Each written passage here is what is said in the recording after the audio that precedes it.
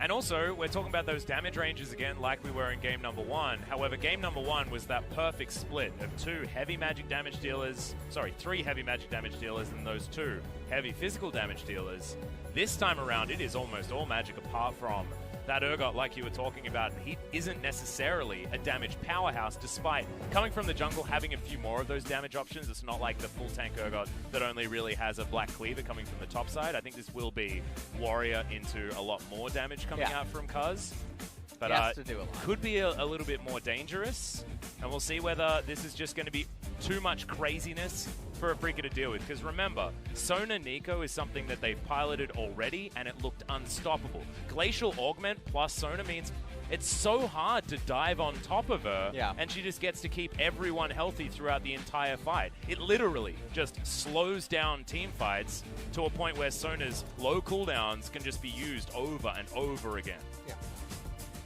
We'll have to see what Afreeca can do here in game number 1. I feel like Dread is going to have to get the ball rolling very early on. Yeah, and that's what an Olaf wants to do, right? So, going to be a lot on him, and Dread has been known to do that. See whether he can in game number 2.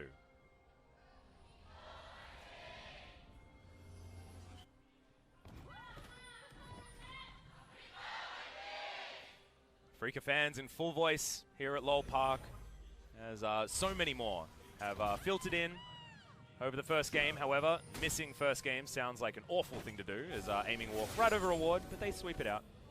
Information gained on both sides, as Cuz may have forgotten to buy. Not entirely sure, but he's waddling out of the base much too late. Silent Night Sona. Haven't seen this one for a while.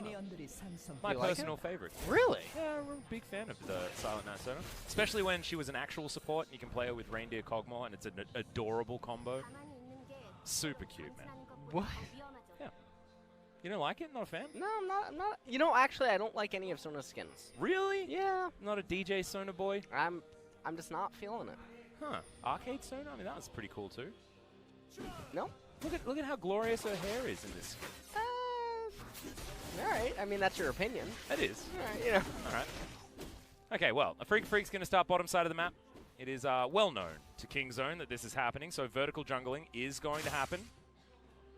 That's what happened. So, just got word from good old Pub Smithy sending me a message saying that Cuz swapped to Sweeper after putting his ward down.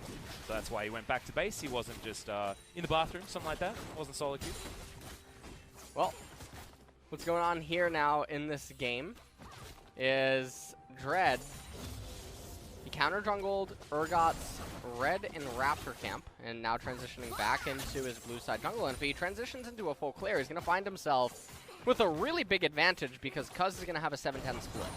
And Cuz is actually still heading down towards bottom side. He's pinging out on the Krug camp, knows that is still available, but not wanting to go vertical jungling. You can see that ward that they put down. They know that this is what's happening, as Cuz just looking to sweep some vision out here bottom side. And this might be to try and get the Sona lane ahead. What is Olaf doing? He could just do Gromp Wolves, Wraiths, Red Golems, but instead he's pathing down here for a coin flip.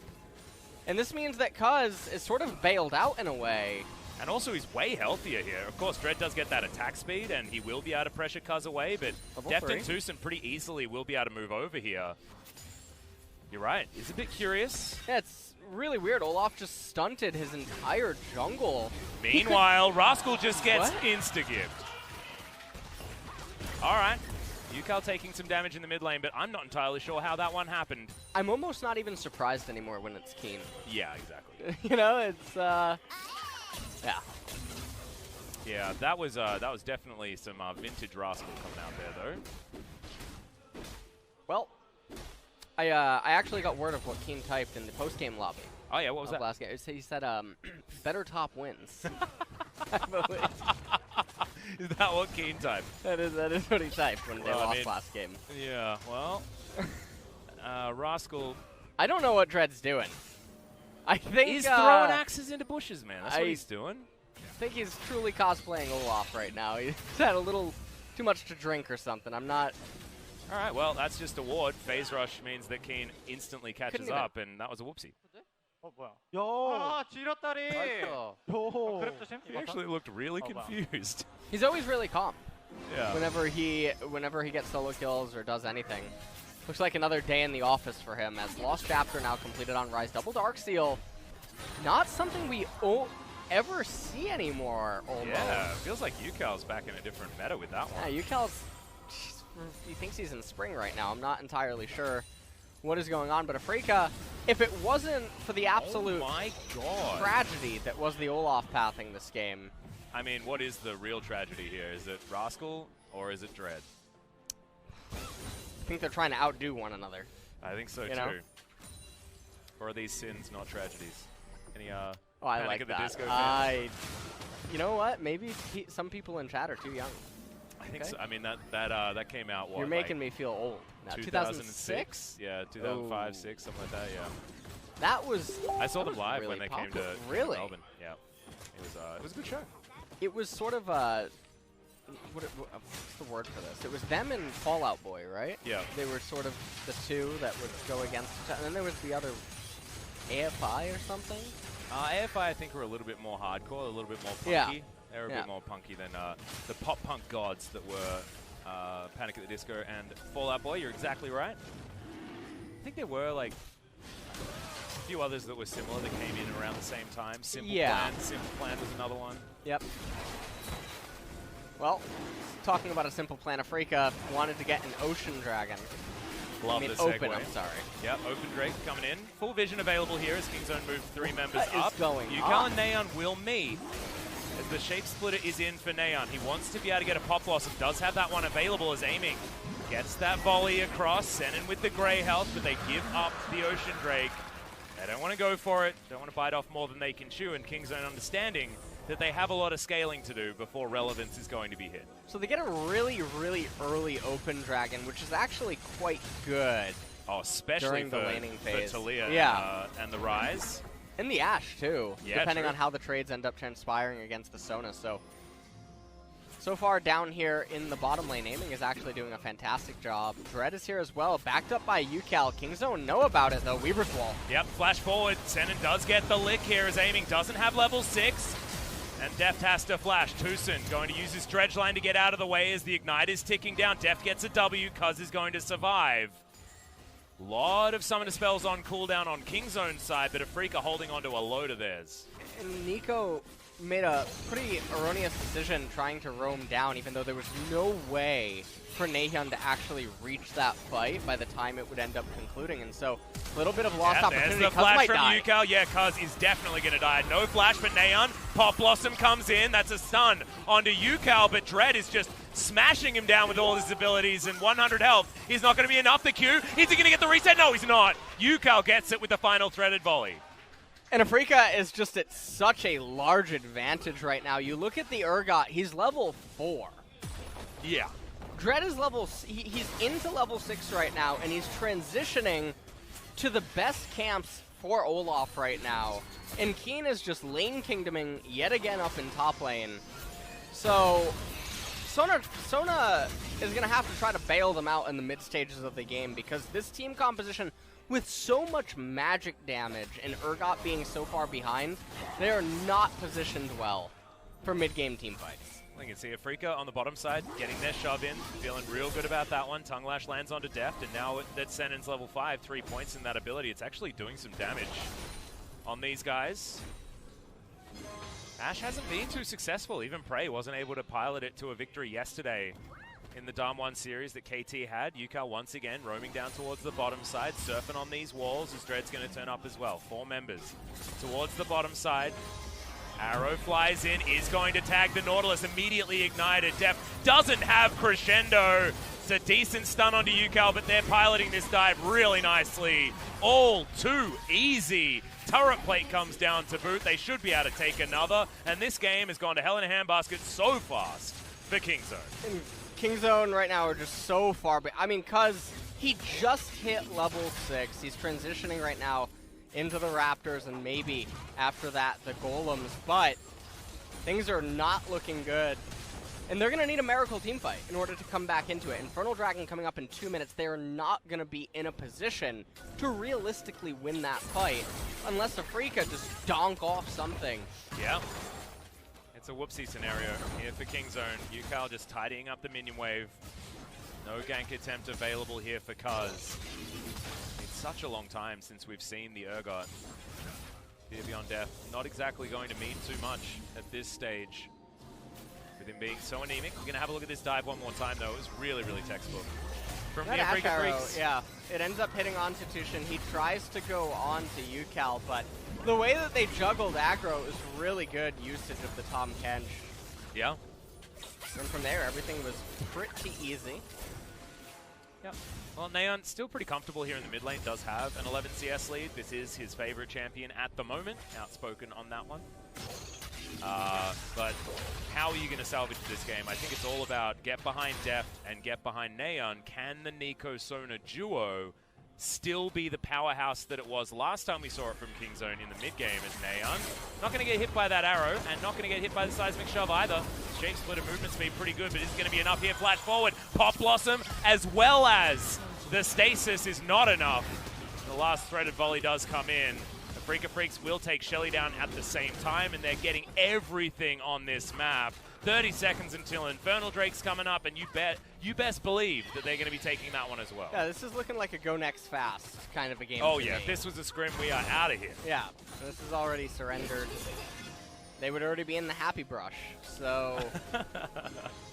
There is no happy brush for Kingzone this game. There's absolutely. Now, can Afrika actually find a way to give away the Infernal Dragon? They're doing a pretty good job of it. UCal recalling extremely late. And a lot of vision available down here for Kingzone. Keen has teleport, so pretty sure everything should end up being fine in the end. Aiming has teleport as well. Don't give away the Infernal. What? How? Well, do they have enough damage? Dread's going to turn up. They do have control vision down here. Senna moves in. Yeah, teleport comes forward. I believe that's from 2. As you can see, Devour is going to be used. And now, the explosive damage as Keen turns up. It's UCal that grabs the kills because he wanted to go in for a smite fight, but he's just straight up dead. Afrika Freaks obliterating this game. It is perfect so far. 10 kills in 11 minutes, and they're only on Afrika. Yeah, I mean, this is... pretty much game over. Yeah. There's no way. Sona might be impressive, but she's not that impressive. She's not impressive this game. Yeah, she is not going to be able to do anything to save this game today. They're just so far behind. And I really don't know what to say. I mean, Rascal, you'll see him do the best Leroy Jenkins impression of the year. Double teleport coming in, this is what I was saying. There's no fathomable universe where Afrika has to give this up. They will always blow they'll just blow it wide open. Yeah. Any sort of a team fight. Rascal, I don't know who paid him to teleport there, but it was quite impressive. Yeah, that's a real scary one. That was definitely a check your bank account teleport coming in from him. So. I mean, Neon picked up a Soul Stealer in game number 1, and now UCal has one already at 10 stacks in game number 2 at 12.5 minutes. This game is so far away from Kingzone. 6,000 gold, the lead at 12 minutes is a gigantic scoreline. He's aiming in Sen and switch it up towards the top side. They don't even have a turret to go for anymore, and they're just going to extend this lead. Make things even more difficult for Rascal. And it's just so difficult for Kingzone to try to recover from this game state. And if you're wondering, well, what does Kingzone do to try to actually come back? The reality is you surrender all your tier 1 outer turrets, you try to freeze lanes in front of your tier 2, and you pray that Afrika donks off some random attempts to make picks or something that just ends up failing over and over until you can close the gap on the gold advantage and then try to salvage later stage team fights. But nonetheless, you're thinking towards 35 minutes. Well, we're looking for Sen, and the Devour comes in. That's going to make the Tahm Kench dance. Sen now has the grey health. He's staying alive for so long. This is 4 members. Fear Beyond Death comes forward as now Dread. Ragnarok pops, jumps into the backline. Tucson going to be sacrificed. Sona dies as an afterthought as now Neon uses the shape splitter, doesn't get the snare. But Dread so incredibly low, it's just not quite enough as Rascal will eventually fall, and Afrika are just way too strong. But perfect game abated as Kingzone got 1 kill. And Keen down there in the bottom lane just getting so much experience and solo gold. I don't know what Dread's doing. He should just recall. So just go do your golems and recall. Honorable sacrifice. He What it heard looked me. like. Yeah, he's eventually going to do it. All right. He's on 20 stacks now for Yuka, by the way. 5 20. more to I'm go. not impressed.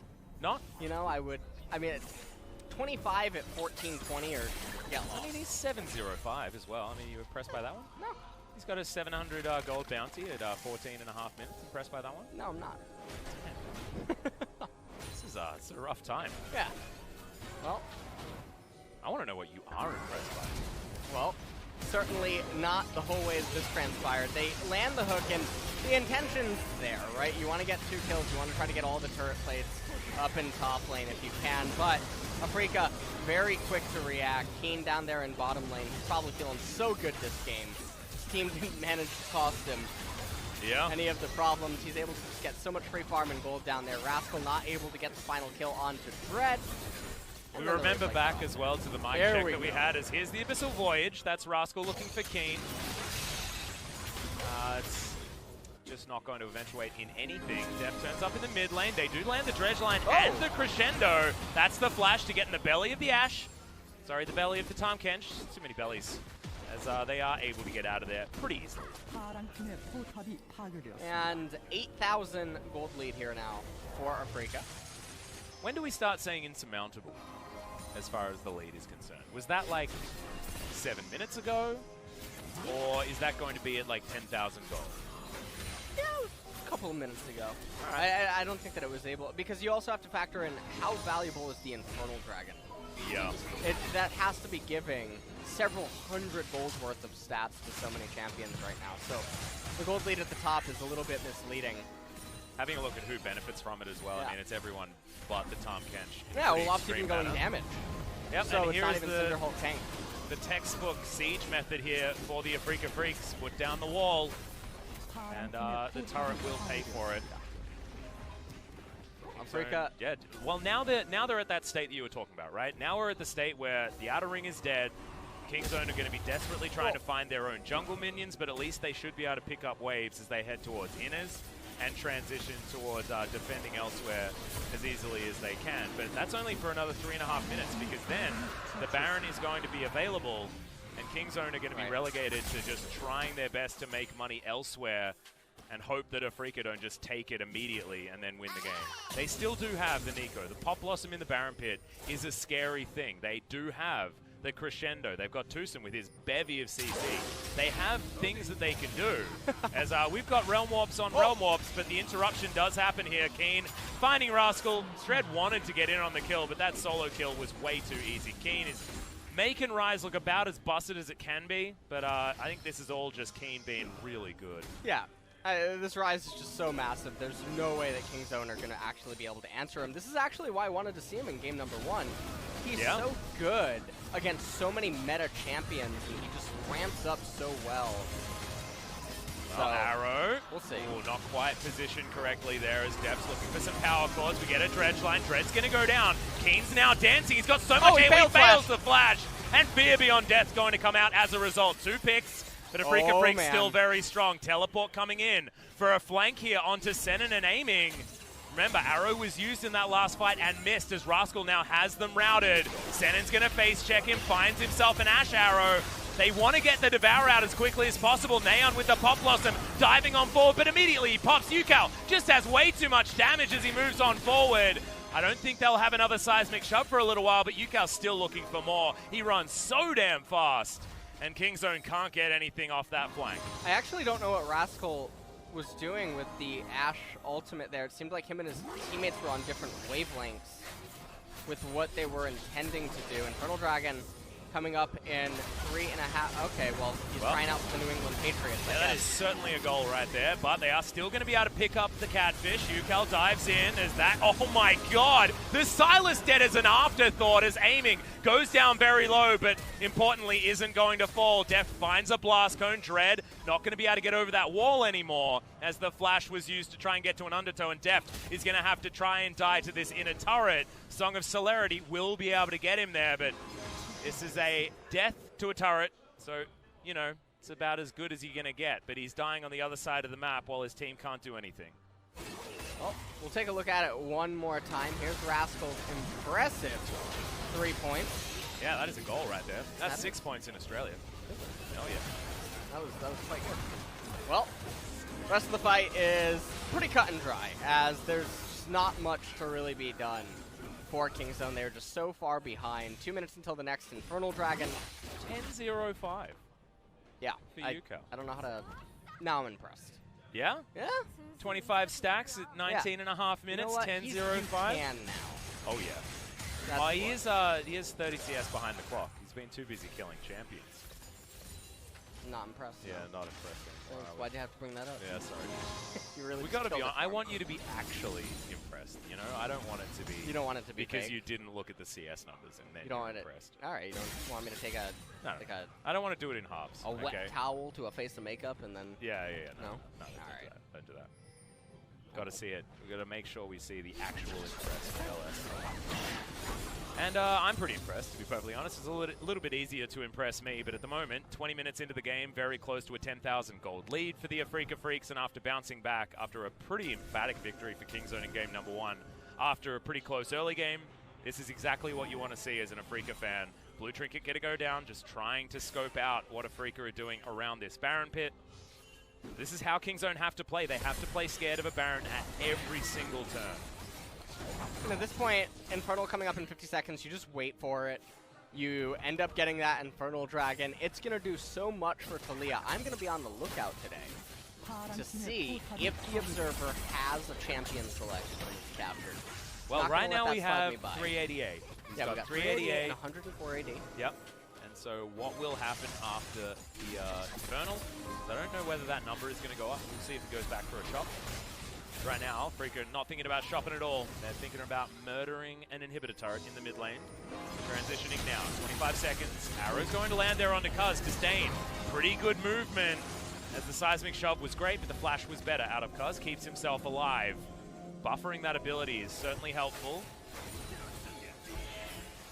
But now, they don't have flash. Cuz was certainly a way to start a fight, but it's not exactly the most pivotal flash here on this team. Def needs his. Tucson wants his to start a fight. Rascal also try and get himself into position based on what he's hijacked. Looks like Kingzone trying to be a little 5-head right now. They're trying to do the Baron because no one would expect them to attempt it right now. Yeah. So maybe that's what is going on there. But, all right, finally. We have the Dragon selected. Watch the Observer troll us and pants it. Oxley is just going back now as the Infernal Drake does go down. Please, please, please. Oh, no. We didn't get to. Yeah, he bought an extra amp tome. You know what? They'll switch back to Talia. But amp tome and more? Let's see what he actually completed. Now, I'm sure. We'll never know. We'll never know. Amy's got a hell of a lot of items now as well. 2-0 and 12 on the Ashe. About the epitome of the perfect scoreline for a utility 80 carry. He's feeling fantastic. QSS now completed as well, so he's not going to get caught out by anything the Kingzone throw at them. And Kingzone are just desperately trying to find whatever pick they can. And Keen is going to be that one. Crescendo lands. There's the knock-up. He's going to go into his Zhonya's. But that's 3 members of Kingzone right down here. He's got a gigantic shield. He's running away. Song of Celerity is pretty good. We've got Realm Warps everywhere. And he escapes. All too easy. In the meantime, Afrika Freaks are going to take down the Baron buff. And they'll say, thanks, Keen, for being a one-man raid boss. As those spooky ghosts, they give away the information, but with absolutely no result. That was definitely a catch-me-if-you-can moment. Yeah. As Senate, well, all right, UCal. Abyssal Voyage is in by himself as Neon gets himself a Pop Blossom. Devour timing was fantastic there from Senin as Cuz. He's going to go down aiming, just keeping everyone in position. The flash forward as Senin does have, I believe, the cleanse secured for himself with his spellbook, but we'll have to check to see whether QSS is also in his back pocket. And Afrika Freaks take the Baron, win the fight, do everything. They're just sort of doing it all right now. Now, they have such a massive advantage. Teleport now coming in from Tom Kench. Another arrow here on the Rascal, but this is a pretty forgettable performance. On the Silas this time around, not looking as busted as it has been in other games. Tucson tries to get the engage. That's the snare landing onto Senin, but he's so tanky. Even as the support Greyhound is eaten eventually.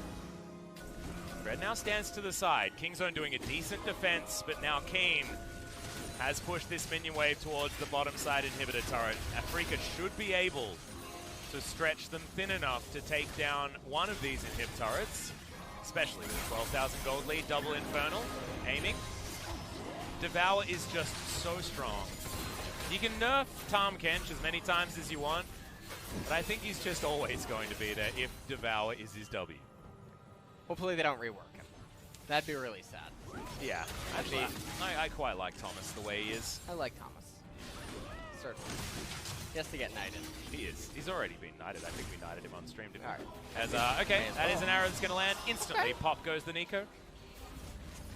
Seismic Shove, I didn't know it was an orbital nuke, but it is when it's coming out of UCAL.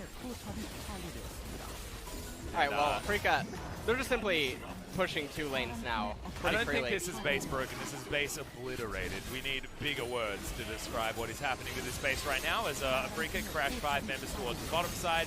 Inner's still standing on the top side of the map, but there's a Realm Warp, and we're moving the minions underneath these Nexus turrets. That might have been suicide. Senin going down very, very low. UCAL in there as well, remember. That Magi's wants to be stacked up, but they're just smacking him with their wallets. This is the epitome of that play style, as they jumped under 2 Nexus turrets, lost no one, and will win the game. And that's going to be it. The Nexus is definitely going to fall. The wall is going to separate Nahyan. Yep, they built that wall, and then they teared down the Nexus. That game was not close from any point. Big grin on the face of Nofei, but they're only going to even out this series. Game number 3 going to be coming up.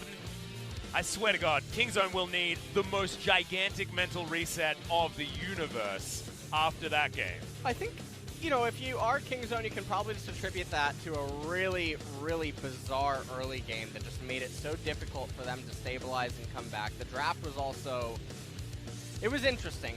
They did it in game number 1, they did it again in game number 2.